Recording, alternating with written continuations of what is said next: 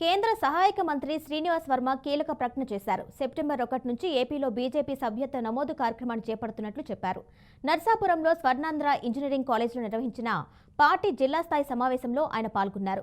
ప్రపంచంలోనే బీజేపీ అత్యధిక సభ్యత్వాలు కలిగిన రాజకీయ పార్టీ అన్నారు.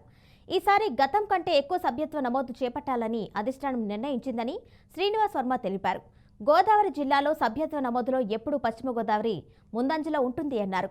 ఈసారి గ్రామ వార్డు స్థాయిలో పార్టీని బలోపేతం చేస్తూ సభ్యత్వ నమోదు చేపడతామని ఆయన చెప్పారు.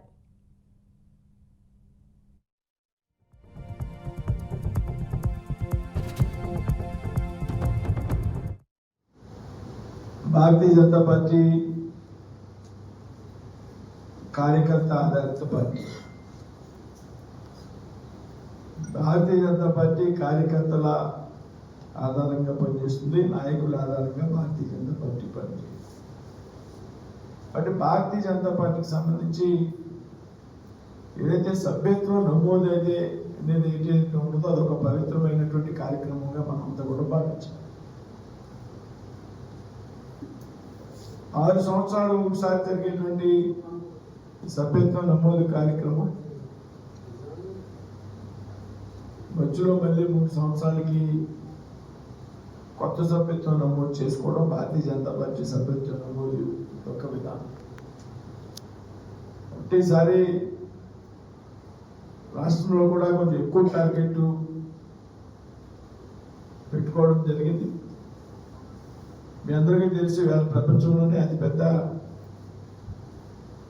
సభ్యత్వం కలిగినటువంటి రాజకీయ పార్టీ భారతీయ జనతా పార్టీ.